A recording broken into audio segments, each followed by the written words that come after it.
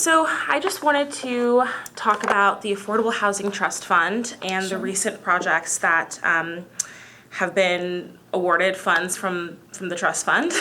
So I guess what criteria is used to decide which projects receive that funding? What's the process look like for that? So I can share a little bit more about the process of reviewing applications for those funds. That's an annual process that opens every year near the beginning of the calendar year at the City of Eugene. Eugene's Affordable Housing Trust Fund has been in place since 2019, and that fund has helped us to catalyze almost $70 million in new affordable housing construction within our community, hundreds of new affordable housing units, leveraging just $3.3 million of funding. It's important to understand that for affordable housing construction, that presence of local dollars and local investment, skin in the game is sometimes a term that's used to support affordable housing, is really helpful with projects that are competing for both state and federal funding as well. So the existence of the Affordable Housing Trust Fund has been a really important part of our city being able to sort of get a new lever underneath the challenge of our affordable housing crisis. And in this last couple of years, we've seen a lot of success.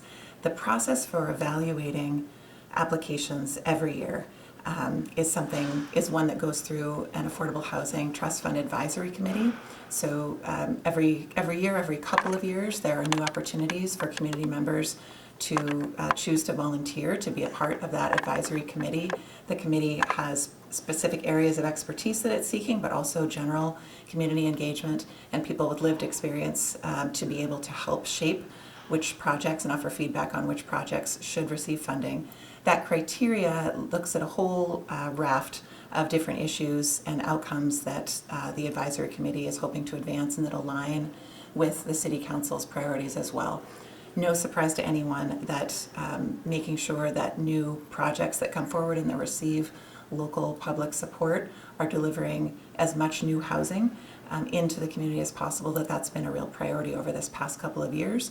And there's also been a new focus on not just quantity of new rental units, working with our affordable housing development partners, but also looking for new paths to affordable home ownership. And looking at community land trust projects, those have been funded in the past, and thinking about how Eugene can continue to lead while we are really, seeking to make progress against a really significant housing crisis. And then where do the funds come from that make up the trust fund? Sure. So the trust fund each year is funded in essentially has been two parts since its creation in 2019. The first half is that the fund is created through there's inputs to the fund through a construction excise tax. So that's a very small percentage that is added to the process, the cost of permitting a new market rate project, commercial or residential, within the City of Eugene. And that small increment of funding from all of those different projects are put into this trust fund and used as a significant component of the Affordable Housing Trust Fund's grant allocations every year. The other big piece is work that the council has committed to since the creation of this fund, and this, I think, reflects both the council and the community's prioritization of affordable housing and of meeting our housing crisis in their work. And that is that each year since the creation of the Affordable Housing Trust Fund, there's been a $500,000 deposit into that fund through our general fund. Really important because that is some of the only funding, not specific to fee assistance or to not collecting SDCs or tax exemption strategies, but actually funding, direct funding into affordable housing projects that they can then leverage for support. So since the fund's creation, about $500,000 per year, $500,000 per year has come through a city council allocation into that trust fund, reflecting that priority of affordable housing, and anywhere between $280,000 this year and $1 million has come from that construction excise tax increment. I believe this year was the first year that the deposit into that fund by City Council was greater than the increment collected through permitting fees. And that's important because that reflects the fact that the structure of our Affordable Housing Trust Fund is such that There's more funds available when more construction is happening, and when fewer permits are being pulled and there's less construction happening, there's less funding available for affordable housing, absent that contribution from council. Are there plans to increase the construction excise tax or no? There's not a current council work session that is focused on that. I know that the council cares a lot about housing and pushing more housing into the pipeline through as many different strategies as we have. There is another project that's an affordable housing project that's just a block away from City Hall that council supported through a different strategy, not through the Affordable Housing Trust Fund, but through the Riverfront Urban Renewal Project. And that's an example of the ways in which I think this council is working very hard to use all of the different strategies that they have to drive more housing into the pipeline. There's also workforce housing that's in development, market rate housing that's in development. All of that housing together helps us to meet the crisis that we're dealing with. Okay, and then about 2 weeks ago, I spoke to Amber Allen about just the sort of lack of affordable housing that's been developed compared to other types of affordable housing. And so we talked about some of the unique challenges that comes with building affordable housing.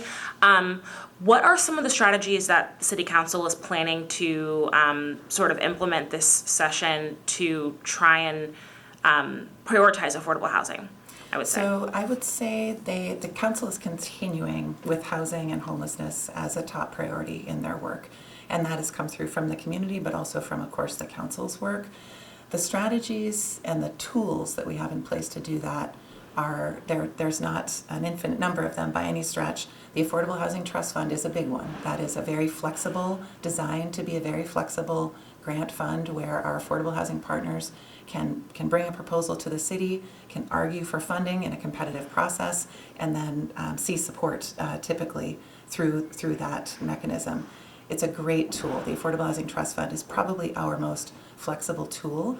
There are other tools that the city has that work with both federal dollars through our home consortium and our LIFT funds, allocations of those funds that are also important to building affordable housing.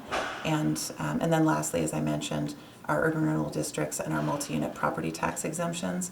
The MUPTI program is a way that we are driving new market rate housing into construction, but also new workforce housing into construction. That multi-unit property tax exemption program, many people are not aware that about 10 years ago, it was changed in a couple of fundamental ways. One is that student housing projects cannot access those funds. They cannot access those tax exemptions. That was changed about a decade ago. The other thing that a lot of people don't know is that is one way that we are very focused on bringing new workforce housing into the community. Workforce housing is very hard to build. There are few tools available to bring sub-market rate housing into fruition because it doesn't have the same kinds of state and federal funds and programs that are designed to meet some of our most vulnerable population, and they're not projects that are going to be at the top of the market either. So the existence of that strategy is a really important one for council, and I would expect to see them continue to support projects that help them advance those goals. Okay. What's something that our residents might be confused about when it comes to a unique challenge about when it comes to building affordable housing? Because I think there's a lot of speculation online, especially about seeing a lot of market rate housing going up and less affordable housing. It might be more difficult to spot affordable housing. What are your thoughts on addressing those concerns? That's a great point, that it's oftentimes very difficult to identify affordable housing as different from market rate housing because it's designed and built to high standards. It's meant to last and be a low maintenance outcome. So you're going to see new projects built to current structural and energy codes that are going to be really lasting investments and good long-term investments for our community that help us to meet our community's needs. I would say one thing that when I talk with people about housing that is often misunderstood is that because housing is affordable and that people accessing that housing who may have very, very little economic resource, maybe 0 to 30% area median income, meaning very, very low, extremely low income in our community, or 30 to 60% area median income, a very low income family or individual, that means because they are not paying a lot for that housing and they have little capacity to pay a lot for that housing, that means that the creation of that housing is somehow less expensive. the construction of housing is not significantly different between market rate and affordable housing. And because of the regulatory structures and accountability that we have on top of affordable housing projects, they are actually typically more expensive to build. That's not always the case, but when compared to a typical market rate unit, that is the case. And that sometimes creates some misunderstanding within the community, because people will think that if there's a low rent that's attached to a new project with our housing authority, that somehow means that project was constructed for a low cost, when in fact that project has to pay the same material costs, the same or higher labor costs, the same land costs as any project, any development that's happening in our community. It's great news that our affordable housing projects are of high quality and that they are offering such long-term stability to our community members. And it's great news that we are seeing more diversity of housing options and housing types that are coming forward as affordable in our community, both rental housing, small rental housing, family unit rental housing, but also affordable and permanent home ownership and long-term stability through some of our local partners that are utilizing community land trusts. All of that benefits us as a community because we need all of those solutions in order to meet this challenge. Okay, and then one last question. So at the State of the City address, you sort of announced your plans to build more downtown housing, especially, and including affordable housing downtown as well. How is that going so far? You've been in office for about 6 months now. How's it going? How's it going? 6 months in, I think we're making some progress on the policy work and the tools that will support those goals. So when I stepped into office, of course, I announced as an architect and a person who's advocated for housing needs in our community for a number of years, that I was going to keep leaning in to this challenge and do everything that I can to help us meet our community's crisis. Specific to our downtown, we have some remarkable opportunities. We have remarkable opportunity to infuse our downtown with new life and neighbors, and that's an important part of a neighborhood being self-sustaining. We also have some new tools and tools that have been developed in this past year that I think will help, even as we're facing significant headwinds with tariffs and changes in the economy and sort of questions about the stability or certainty related to building. There's a lot of risk attached to the building culture, so uncertainty in the economy does not help people to step forward into that investment.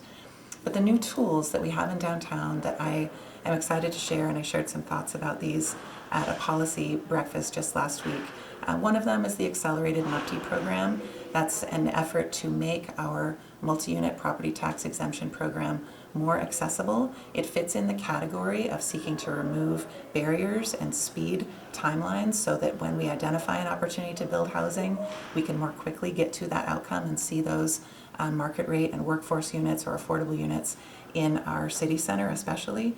The other two programs, or the other two opportunities that are exciting, one of them is our fee assistance program and our effort within the downtown for the city to lean in and waive the fees associated with systems development costs and permitting fees to take some of that cost out of the process of developing housing, which again helps to drive affordability. And then the third project that I'm really excited about, that I hope is the first of many year after year, is the redevelopment of the vacant lot that is at the north edge of our park blocks. So the former Butterfly lot, where there's a gravel parking lot that's been there as the farmers market site, and that plaza have been redeveloped. That opportunity site and that underutilized site in the center of our city is a really exciting one to think about being able to contribute to our community's housing needs, and also just to the life and the identity of the center of our city. So all of these goals end up turning together, all of them connect with one another, and each of those programs and projects I think are going to help us to make progress in this coming year. Okay, wonderful. Thank you so much. Thank you, yes. Thanks for your time. Hopefully